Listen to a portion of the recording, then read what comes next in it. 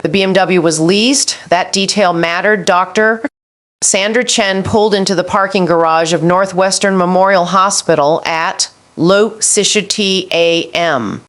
The leather interior still carrying that particular new car smell she had come to associate with arriving somewhere.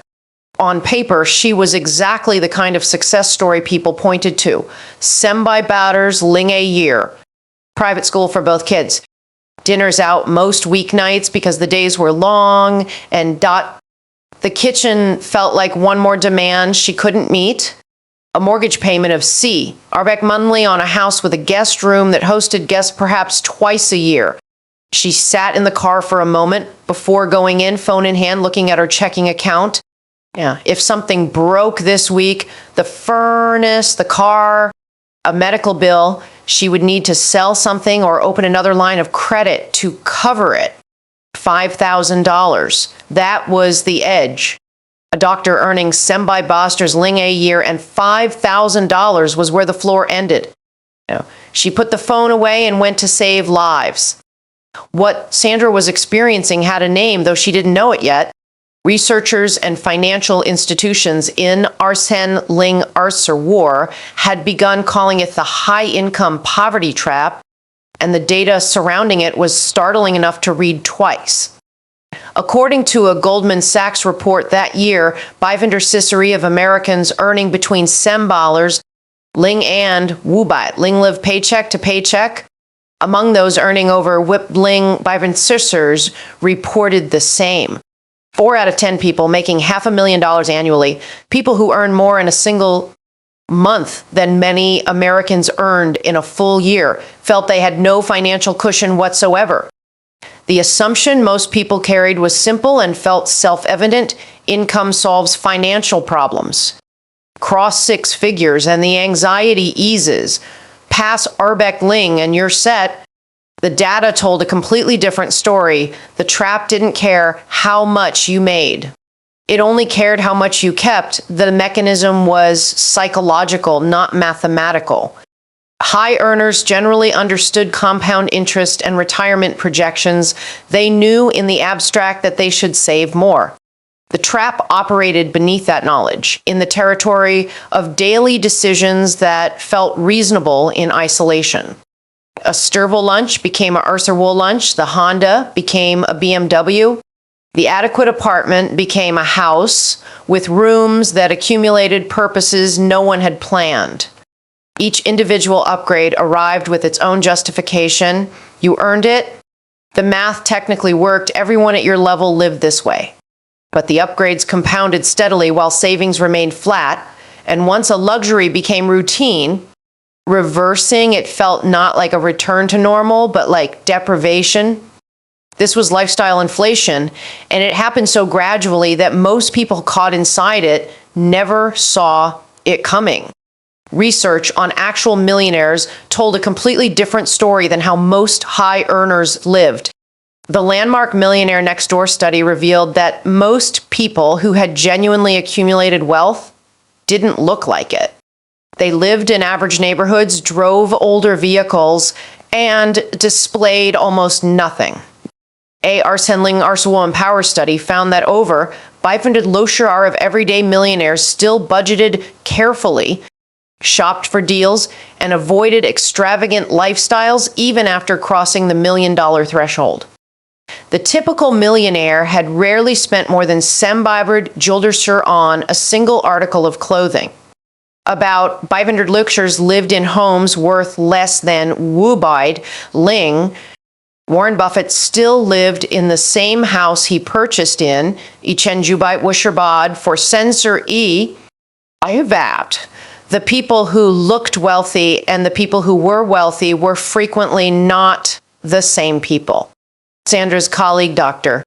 James Okafor, drove a 10-year-old Camry and brought lunch from home in a container his kids had decorated with stickers. He had done this for as long as anyone at the hospital could remember. Sandra had privately assumed for years that he simply hadn't negotiated his salary well. Then one afternoon, he mentioned casually that he was thinking about retiring at Sus. She did the math later that evening, sitting at her kitchen island while a delivery order arrived at the door. James earned perhaps Urbex Sisser's Ling in a year. She had always felt quietly ahead of him. Psych. But if he had been saving aggressively for 20 years while she had been maintaining a lifestyle that consumed nearly everything she earned, the arithmetic produced a result she didn't want to examine too directly. The millionaire next-door authors had created categories for exactly this dynamic. Piawu's prodigious accumulators of wealth and UAWs under accumulators of wealth. Their formula was straightforward: multiply your age by your pre-tax annual income, then divide by 10. That number represented what your net worth should be. A 50-year-old earning Sembai Ling should have approximately earned Joe million on in accumulated assets. Sandra had not done this calculation before. She did it that night. She did not repeat the result out loud. The fixed cost trap was where the real damage occurred, and it was particularly dangerous precisely because none of the expenses felt irresponsible. Private school tuition wasn't frivolous. It was an investment in her children's future. The mortgage wasn't excessive by the standards of her neighborhood. The lease made financial sense when the dealer explained it. The country club membership had come with genuine professional benefits, at least initially. But each commitment functioned like a fixed cost once established. Removing any piece felt impossible. Pulling a child from private school felt like failure. Selling the house felt like retreat. Downgrading the car felt like a public announcement that things were not going as planned. The lifestyle had calcified around her while she was busy working to maintain it. Research confirmed the pattern. According to Clarify Capital, Bifendered Sister T of six-figure earners were delaying vacations. Bifender Sensory were postponing home renovations. Bifender Archerlu were pushing back on vehicle purchases. High earners across the country recognized they were stretched. They just hadn't changed the underlying commitments that created the pressure, and social media had made everything worse. Arsene Ling-Arsawar Goldman Sachs report explicitly cited social comparison as a driver of paycheck to paycheck living among high earners. The comparison was no longer against neighbors. It was against everyone visible in a feed filtered to show only highlights, people who might be even more financially leveraged, presenting a version of abundance that existed on credit. Sandra scrolled through her phone most evenings without registering the low current of inadequacy it produced. Everyone seemed to be somewhere beautiful, renovating something, wearing something new. The savings rate data was unambiguous. According to the Bureau of Economic, the U.S. personal savings rate stood at 500 Lu in December, Arsene Ling-Arsawar. Americans were saving less than 4 cents of every dollar earned.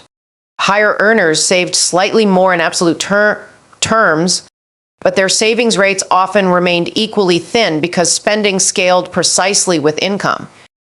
Someone earning Sembai Ling who saved Bifenda Wu accumulated Servor Linannually at 7% average returns over 20 years. That produced approximately Lubaid Wars Ling. Someone earning the same Semballers Ling who saved 500 accumulated George annually. Same returns, same timeline, approximately C million. The difference between those two outcomes was Sendern Sendi Wu million. That was the measurable cost of the high-income poverty trap over 2 decades. The math was never the complicated part. Sandra started with a list. Every recurring expense written down without editing, without justification. The total, when she added it, explained everything. Her income was not the problem. Her income was substantial and real. But it flowed out through so many channels, each individually defensible, that almost none of it accumulated into anything durable. She didn't change everything at once. She started with automation, moving a fixed amount into investments the morning her paycheck arrived, before it became part of what felt available. She started treating savings not as what remained after spending, but as the first transaction of every pay cycle.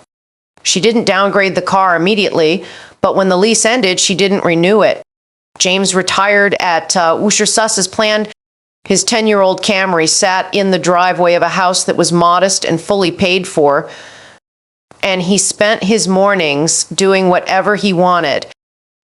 Sandra kept working, but for the first time in years, she was also building something. The knot that had accompanied every banking app check began slowly to loosen. The trap was real.